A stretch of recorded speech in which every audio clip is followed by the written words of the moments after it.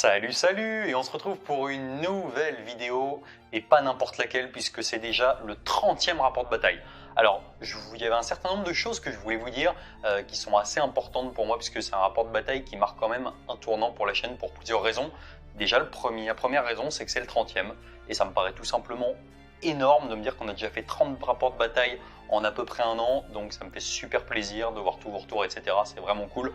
La deuxième, c'est que vous le savez, évidemment je pense que je l'apprends à personne avec les événements récents, ça fait quand même plaisir de pouvoir se changer les idées et moi ça me fait vraiment plaisir de pouvoir vous partager ce rapport de bataille. Pour information, c'est un rapport de bataille qui a été tourné le week-end du 16 février, donc ça fait un petit moment qu'il est dans les bacs et voilà, je me suis décidé à mettre un petit coup d'accélérateur pour pouvoir vous sortir ça maintenant et puis commencer à s'évader et à reprendre le hobby comme on a l'habitude de le faire.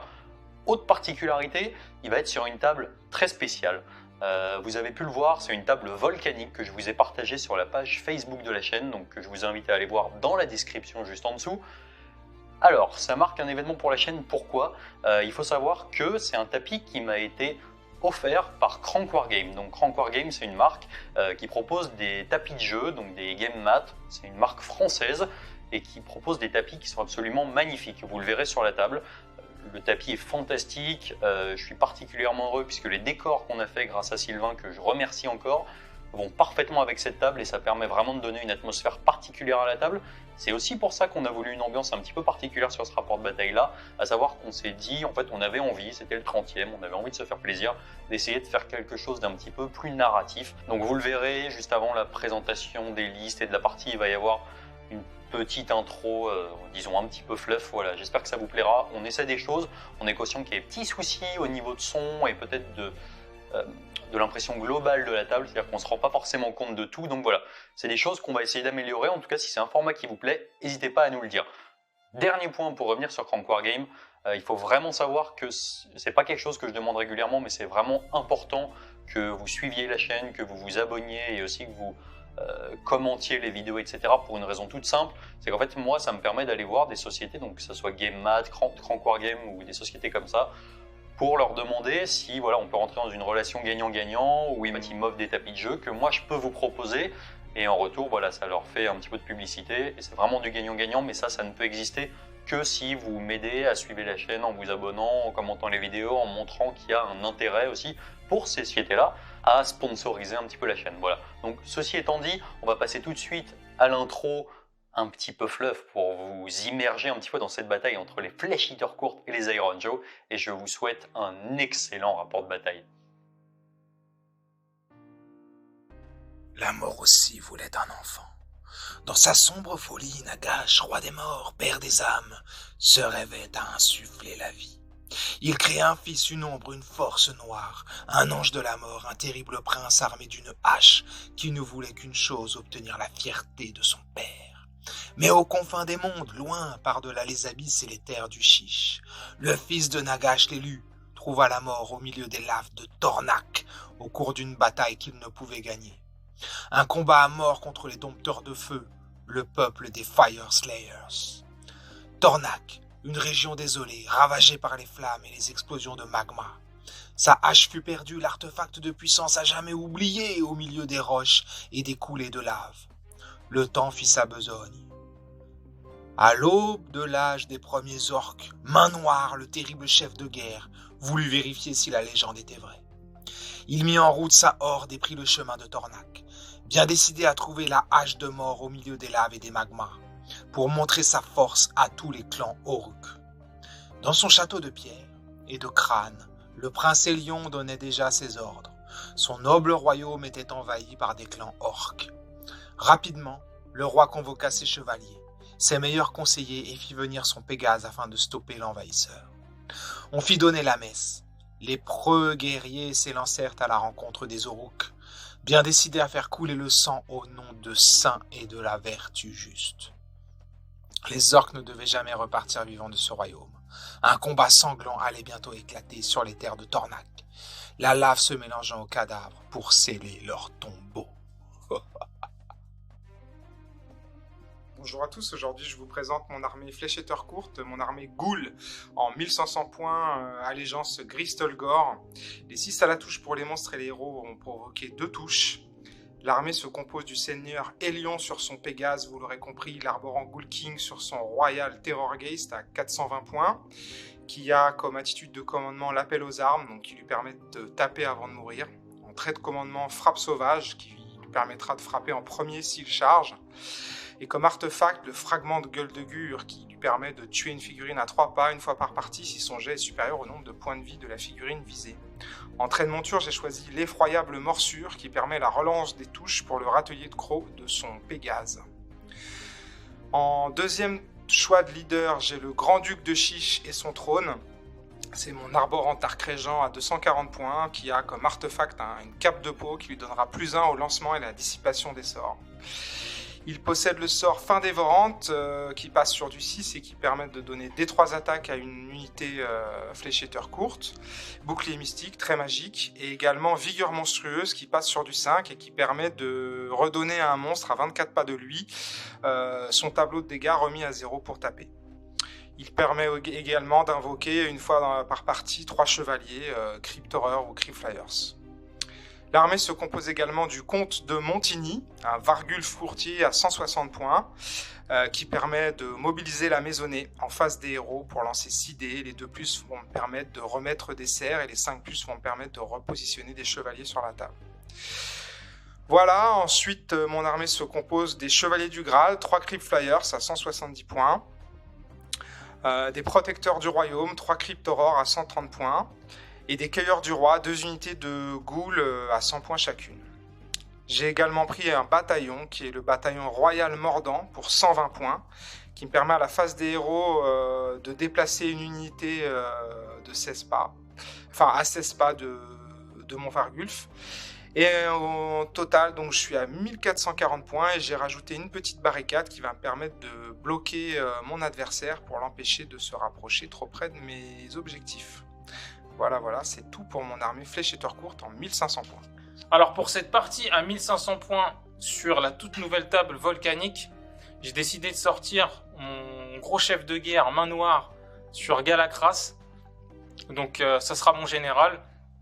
Comme trait de commandement, je lui ai mis le trait rusé de ouf, qui lui permettra d'activer une fois par tour le trait Mighty Destroyer gratuitement.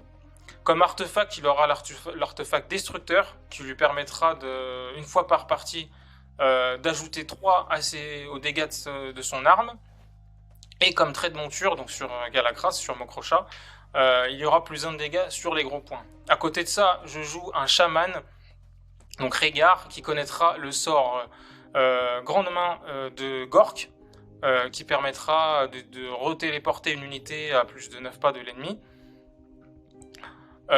Et comme artefact, parce que je joue un bataillon, il aura l'artefact qui donne un point de commandement sur du 4+, au début de chaque tour. Ensuite, je joue un War Chanteur, donc le War Chanteur qui connaîtra le rythme de guerre qu'il habite, je crois, qui permettra en phase de combat de donner +1 à la touche sur tout ce qui tapera cette unité sur un 4+. Ensuite, pour mes battle lines, donc j'ai une unité de 6 Gorgrunta, donc qui sont équipés avec des lances. Donc c'est une unité assez rapide, qui tape assez fort, et avec des bonus en charge. Avec ça, une unité de 5 brutes, avec quelques petites références à Warcraft dans ces figurines. Donc les brutes, c'est une unité d'élite qui tape assez fort. Et ensuite, une unité de 10 Hardboy, donc pour avoir un petit peu de figurines sur la table, un petit peu de présence, et voilà. Et à côté de ça, je joue un Malveillant Maelstrom. Donc c'est un sort ça coûte que 10 points, donc il me restait un petit peu de points sur ma liste, donc je l'ai rajouté. Ça permet de faire de la dissipe sur la table, et le sort peut exploser en fonction du nombre de points cumulés par sort dissipé ou d'unité détruite. Et ça peut être fun à jouer, donc ça coûtait pas cher, je l'ai mis. Et donc avec tout ça, mon bataillon, l'Iron Fist, qui me permettra de nommer un chef d'unité qui aura l'aptitude Mighty Destroyer, utilisable une fois par tour gratuitement.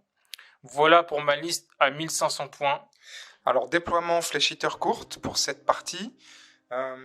J'ai commencé par mettre au fond mon arc régent pour tenir un objectif avec une rangée de ghouls afin d'empêcher les effets adverses. Sur mon flanc gauche, j'ai mis mes chasseurs, mes Crypt Flyers qui vont essayer d'aller impacter rapidement. Au centre de table, le gros de l'armée avec une première rangée de ghouls en écran et derrière les cryptors avec le Vargulf. Et puis sur l'aile droite, mon Terrorgeist, mon seigneur de guerre qui va peut-être impacter rapidement ou va temporiser pour créer une menace sur l'aile droite. Voilà pour mon déploiement. Alors tout d'abord, moi j'ai déployé une unité de Hardboy autour d'un objectif pour le sécuriser, en essayant aussi de réduire une potentielle intervention de l'adversaire sur les bords de table par son invocation ou son arrivée. Malheureusement, j'ai pas assez d'unités pour couvrir tous les flancs. Donc ensuite, j'ai posé deux unités à la limite de mon déploiement afin d'impacter ou de ralentir l'adversaire.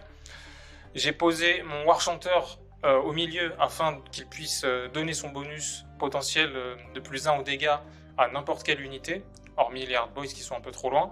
Et mon Shaman à portée de TP et dans la bulle de l'objectif afin de le sécuriser. Malheureusement, il est un petit peu à découvert, mais c'est le risque, je n'ai pas beaucoup d'unités.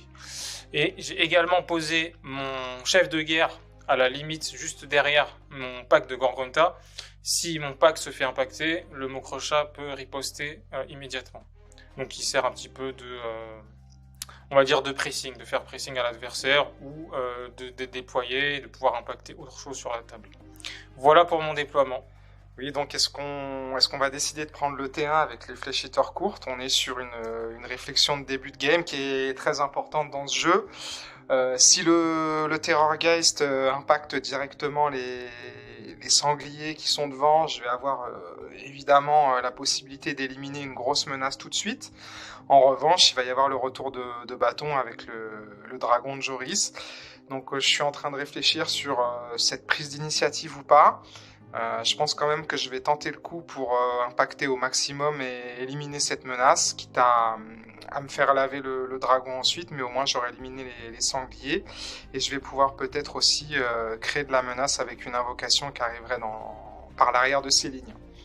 Voilà pour mes réflexions de début de game. J'ai aussi la possibilité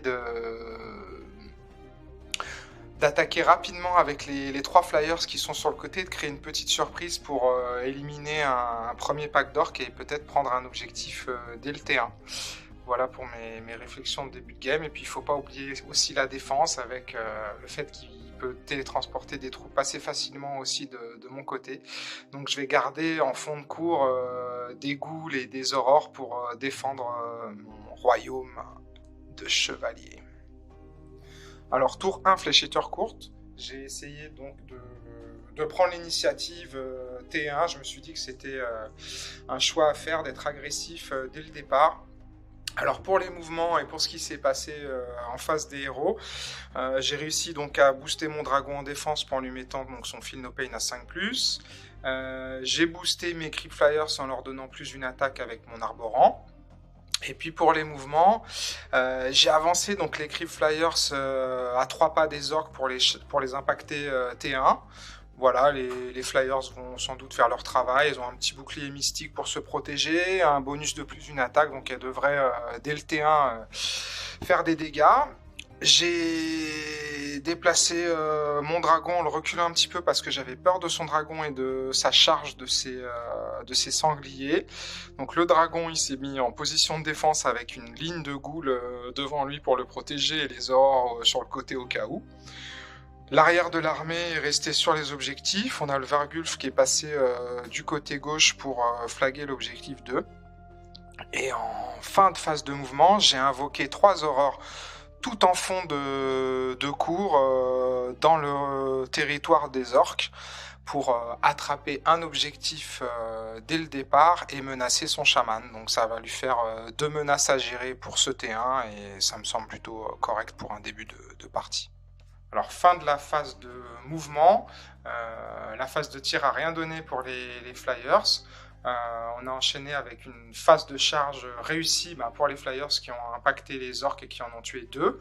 Et en revanche, une charge ratée pour les horreurs tout au fond, qui n'ont pas réussi à charger le chaman de Joris.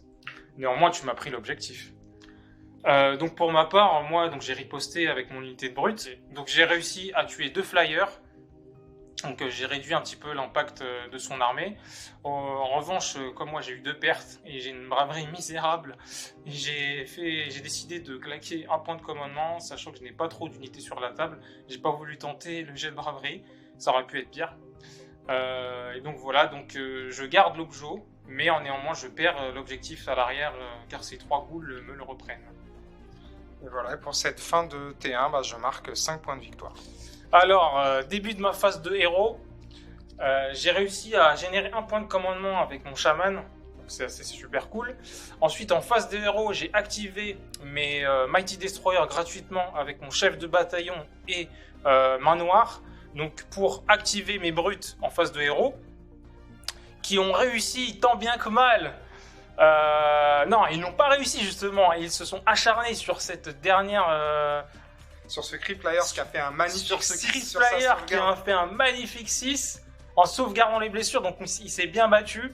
Donc mon chaman n'a pas supporté ça, il a fait appel à ses éclairs magiques et a foudroyé par un trait mystique le dernier PV de ce Crypt Flyer. Ouais, donc lâchement, le Crypt Flyers qui avait réussi ses sauvegardes à 6 face à une bande d'orques a été achevé avec un trait magique. C'est vraiment honteux pour les orques. Ensuite, donc j'ai mis mon +1 de dégâts sur mon crochat. Malheureusement, je suis obligé d'aller gérer la menace qui est à l'arrière de mes flancs et qui menace mon chaman. Je me suis pris 2 blessures mortelles à cause des terrains volcaniques sur mon unité de Gorgunta. Donc voilà pour ma phase de héros, je me dirige vers les 3 ghouls à l'arrière de mes flancs et je vais essayer de pas trop me séparer. Donc on va voir pour ce qui se passe pour la phase de mouvement et les phases à suivre. Alors pour ma phase de mouvement, du coup j'ai été impacté encore par le fait qu'il y ait des ghouls à l'arrière. Donc j'ai pas voulu trop me split et j'ai pas envoyé mes Gorgrunta à l'avant pour qu'ils soient tout seuls face au seigneur, le gros dragon là qui me fait un petit peu peur. Donc j'ai bougé sur le flanc gauche mon gros pack de loups et de Gorgrunta, j'ai avancé mon chaman, j'ai déplacé mon archanteur, j'ai un petit peu avancé mon pack de hardboy tout en le gardant à l'objo et en essayant de faire une petite bulle d'interdiction. Donc j'ai fait des bonnes courses, j'ai couru avec tout le monde, j'ai eu des courses à 4, à 6, donc c'est pas mal. Et donc là, pour la phase de mouvement, je vais rester comme ça et je vais m'apprêter à tirer donc pour la phase de tir sur les 3 petites ghouls avec le gros papa main noire. Alors pour ma phase de tir, le braillement crève-boyau de mon méga boss a réussi à arracher une Cryptorore. Donc à la charge, ensuite, j'ai impacté avec ma masse dévastatrice qui a encore arraché une Cryptorore et j'ai fini par laver la dernière crypte avec les attaques dévastatrices de mon chef. Personne ne résiste à main noire malheureusement. Donc du coup, j'ai marqué 4 points de victoire et on a fait le jet d'initiative. Et j'ai remporté le jet d'initiative et j'ai décidé de prendre le tour, tout simplement pour pas laisser Joris se rapprocher trop de moi. Il a fait l'erreur de laisser un objectif tout seul sur le côté. Je vais essayer d'aller le chercher et comme ça je vais l'obliger à rester dans son camp. Alors T2 des flèches hitter courtes, pour faire simple, j'ai une petite phase de magie avec pas grand chose. J'ai réussi à mettre +3 attaques sur mon Vargulf qui est parti sur le côté avec un bouclier mystique, donc je vais l'envoyer intercepter le groupe d'orques. Le but ça va être d'essayer d'en tuer quelques-uns et puis surtout de les ralentir pour pas qu'ils viennent me chercher l'objectif dans mon camp. Pour le reste, j'ai avancé le dragon avec une ligne de ghouls pour le protéger en écran. Et en invocation, j'ai invoqué 3 Crypt Flyers sur le côté de la table pour gérer ces boys et puis essayer de prendre un objectif au tour d'après. Alors, petit bilan de la phase de combat flèche hitter courte sur ce T2. Le Vargulf est arrivé sur le côté, il a fait une grosse surprise en chargeant le pack de Gorgunta. Il a donné tout ce qu'il avait, il était buffé à +3 attaques. Il a réussi à éliminer 3 Gorgunta à lui tout seul, donc ça a créé la surprise. Maintenant sur le flanc, Joris va avoir du mal à gérer, il va être obligé de l'impacter parce que s'il se refait charger une deuxième fois, il a bien compris que le Vargulf il rigolait pas du tout. Donc voilà, ça a créé la surprise et ça a fait mes affaires pour ce tour. En effet, il m'a fait super mal. Et ces blessures ont fait face à un choix conséquent.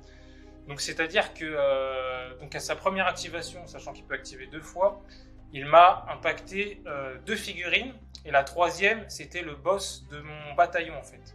C'est-à-dire, si je le laissais en vie, je gardais potentiellement mon trait de bataillon, c'est-à-dire mon Mighty Destroyer gratuit à chaque phase des héros, mais il pouvait me rattaquer une deuxième fois et potentiellement me refaire autant de dégâts et me laver. Donc j'ai préféré retirer la figurine de mon chef de bataillon et le mettre hors de portée d'une deuxième activation. Donc c'est soit je gardais mon chef et je prenais le pari de faire en sorte qu'il ne m'impacte pas autant, soit je le retirais et je limitais l'impact de mes Gorgonta. Donc le Vargulf m'ayant fait 19 blessures, j'ai perdu 3 figurines, donc j'ai été soumis à un test de bravoure parce que j'ai une bravoure de 7, moins 3, donc j'ai échoué, j'ai fait un 5 sur mon jet de bravoure, donc je perds une figurine en plus.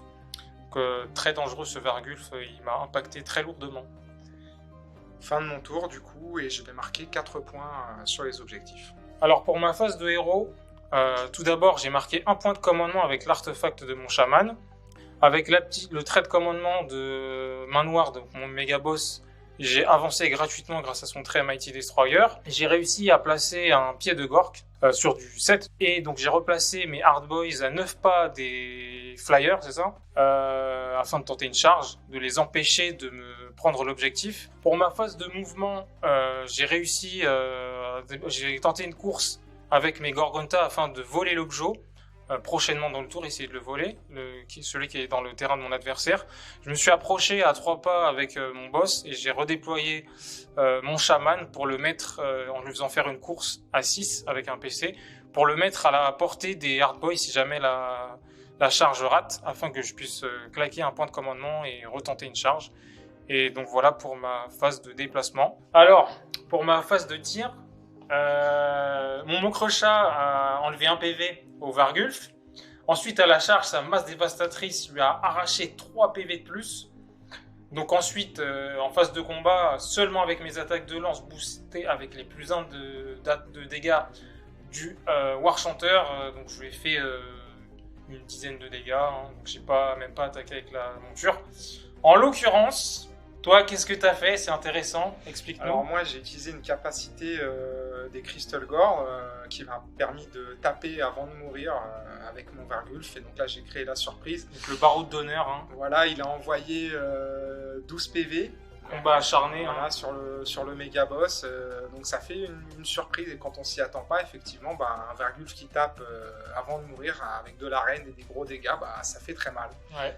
Énervé le Vargulf, hein, il m'a arraché 12 PV, ça fait superbe mal. En l'occurrence, moi comme j'ai tué son Vargulf, ma règle Smashing and Bashing s'est activée.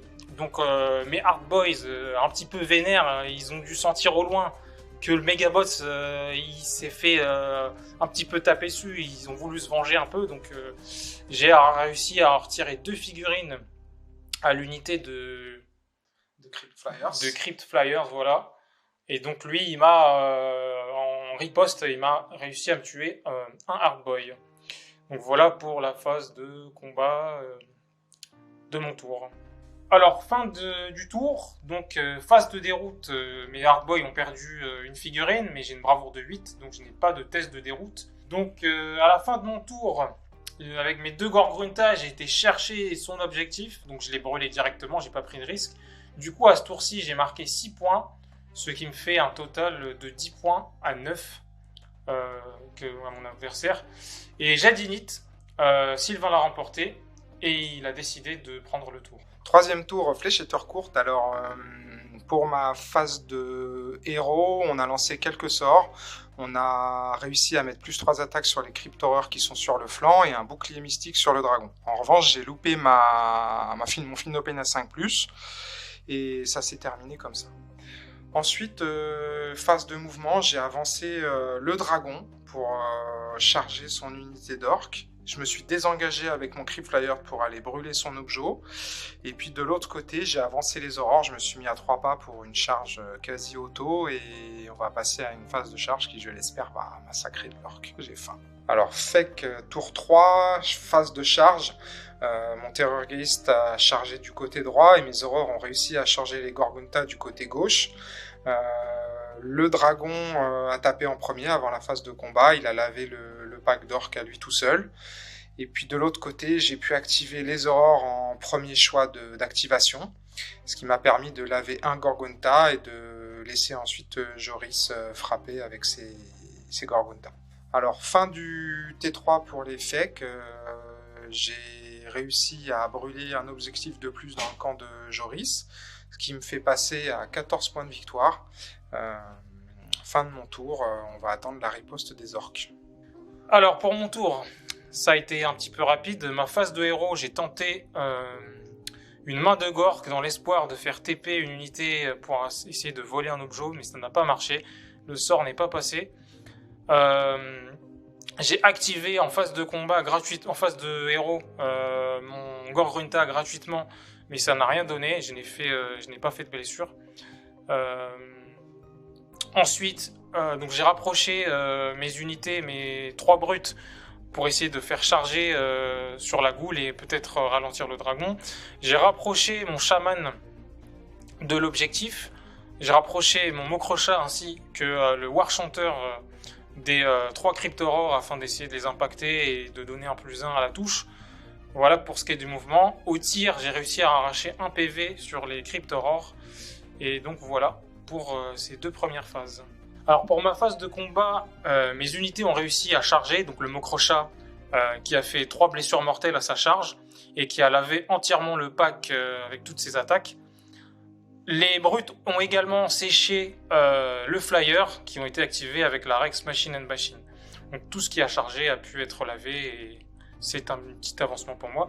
Donc là j'ai marqué à ce tour-ci, je n'ai pas eu de phase de bravoure et j'ai réussi à marquer à ce tour 3 points en plus.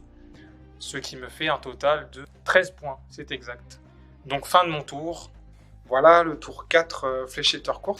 J'ai fini ma phase de mouvement avec un dragon qui s'est déplacé sur le côté pour aller tenter une charge sur un chaman et prendre peut-être un objectif pour le brûler. Et de l'autre côté, c'est plus une défense face au Mokrocha et un dernier Gorgonta sur mon flanc gauche, avec des mouvements de repli pour les ghouls et l'attente d'une charge potentielle du Mokrocha. Voilà pour ma phase de mouvement. Ma phase de tir n'a pas fait grand chose. J'ai enlevé 2 points de vie à un orc avec le tir du Terrorgeist. Et maintenant, je vais passer à ma phase de charge en espérant que le dragon réussisse à impacter un maximum dans le camp de Joris. Fin du close pour le 4e tour fléchetteur courte. Le Terrorgeist, après avoir loupé une charge sur un double 1, a relancé sa charge double 6. Ça m'a permis de tuer son magicien, de brûler un objectif en fond de table et d'inscrire sur ce fin de tour 5 points à mon compteur des points de victoire qui passe donc à 19 points de victoire. Et c'est la fin du tour fléchetteur court. Alors début de mon tour, ça a été rapide en phase de héros, donc j'ai mis +1 de dégâts sur le Mokrocha avec le Warchanter. J'ai rien pu activer d'autre, j'ai juste gagné 1 point de commandement. Ensuite, phase de mouvement, donc j'ai essayé de déplacer les brutes vers les ghouls, sachant qu'elles ne peuvent rien faire contre le Terrorgeist, donc je vais tenter un petit tricks. J'ai déplacé le Warchanter plus en arrière en essayant de peut-être faire une barrière ou de bait mon adversaire, on va voir comment ça se passe. J'ai avancé mon Gorgrunta, on va aussi tenter un tricks pour charger le cordon de ghoul, et j'ai avancé mon Mokrocha de ce côté-ci pour essayer d'aller chercher l'objectif. Ça va être compliqué, mais on serre les dents. Alors, pour cette phase de tir, j'ai réussi à arracher 1 PV à l'Arche-Régent. Pour la phase de charge, j'ai raté ma recharge relançable avec mon méga boss, malheureusement. C'est dommage, il n'avait pas envie d'aller au combat. Néanmoins, j'ai réussi ma charge avec mon Gorgrunta en essayant d'aller chercher l'objet et en impactant le plus possible. J'ai raté ma charge avec mes 3 brutes. Mais à la fin du tour, du coup, je remporte seulement 2 points. Ce qui fait un score de 15 à 19 pour mon adversaire. Tour 5. Pour les mouvements, je me suis désengagé avec les ghouls pour rester sur mon objectif. Le Terrorgeist a avancé, chargé. Il a détruit la dernière figurine qui tenait l'objectif en fond de table. Et il a brûlé l'objectif, ce qui va me permettre de scorer 5 points sur mon dernier tour. Donc tour 5 des Iron Joe, sachant que j'ai 9 points de retard, qu'il est difficilement, voire impossible pour moi de revenir dans la partie. On a décidé d'arrêter là. Ce qui fera une victoire majeure pour les fléchetteurs courtes. Alors voilà pour cette belle partie qui j'espère a plu au plus grand nombre. On était ravis d'être accueillis par Sam. On s'est vraiment amusé, on a joué sur un magnifique terrain qu'on avait d'ailleurs créé tous ensemble. Voilà, ça a été une aventure partagée sur du maquettisme et on était content de vous présenter cette bataille. J'espère qu'elle vous a plu. On est parti sur un mode narratif qui va changer, je l'espère, et on s'est vraiment amusé toute l'après-midi à faire cette bataille. Au niveau stratégie, bon, j'ai eu quand même beaucoup de chance sur les jets d'initiative qui m'ont permis à chaque fois de devenir agressif et d'avoir le tour. Je me suis vraiment amusé avec mon Terrorgeist qui s'est baladé sur toute la table pour prendre les objectifs et les brûler les uns après les autres. Voilà, j'avais une liste d'armées qui était hétéroclite avec un peu de tout. Je me suis vraiment amusé, j'ai essayé de tirer le meilleur parti de mes unités. Voilà, globalement j'ai eu assez de chance, sauf sur les phases de tir qui n'ont pas été extraordinaires. Mais pour le reste, voilà, la magie s'est bien passée, les déplacements m'ont permis de défendre les objectifs que j'avais à défendre et les unités d'attaque ont fait leur travail. Donc pour moi c'est un pari rempli, j'ai pris beaucoup de plaisir à jouer contre Joris et on a passé un bon moment tous ensemble. Voilà, j'espère que vous l'avez ressenti sur ce nouveau format de bataille. Et puis la surprise évidemment sur cette partie, c'était le Vargulf qui a cogné très fort quand il peut taper 2 fois de suite ou quand il peut taper avant de mourir. Son barreau de d'honneur très létal, là, je l'ai senti. Voilà, il a la capacité, quand il est buffé par l'arc régent, de gagner ses +3 attaques, de frapper avant de mourir ou de frapper 2 fois avec pas mal de rend et beaucoup de dégâts. Voilà, c'est une figurine qui est potentiellement faite pour faire rip-hop des unités de chevaliers ou de cerfs, mais on a vu qu'en termes de figurine individuelle, elle avait aussi des surprises à faire et c'était pour nous la figurine de la game. Alors moi, ça a été un match-up assez difficile. J'avais peu d'unités sur la table, donc j'ai dû gérer cette menace Flèche Eater courte qui est très létale une fois qu'elle arrive au corps à corps. Donc j'ai eu quelques petits soucis au niveau de mes placements, tout ce qui a été invocation, et ça m'a retardé énormément, ça m'a fait investir beaucoup de tours et d'unités dans toutes ces bulles d'anti-fep ou ces unités qui arrivaient sur le bord de table. Donc ça a été bien joué de la part de Sylvain, car ça m'a pris beaucoup de ressources. Sur ce petit format-là, si je devais changer quelque chose, peut-être mettre plus de hardboy, mais comme c'est une unité que j'affectionne pas tellement, j'ai voulu jouer mes unités de cœur, c'est-à-dire des brutes et des gorgrunta, mettre du gros élite. Ça a été compliqué, j'ai tenu jusqu'au bout dans cette partie, mais ça a été fun, ça a été du fun. Dommage qu'on n'ait pas eu un combat entre les deux dragons, ça aurait pu donner quelque chose de plus spectaculaire, mais néanmoins la partie a été assez cool. Voilà, donc j'espère que ça vous a plu. Surtout, n'hésitez pas à nous faire des retours en commentaire. Je pense particulièrement à des petits soucis de son, notamment au début, on parlait un petit peu près du micro, etc. C'est des choses qu'on va essayer d'améliorer. En tout cas, si c'est un format qui vous plaît, un petit peu plus dense, voilà, n'hésitez pas. Je vous remercie encore pour tous vos mots et tous vos messages et je vous dis salut, salut!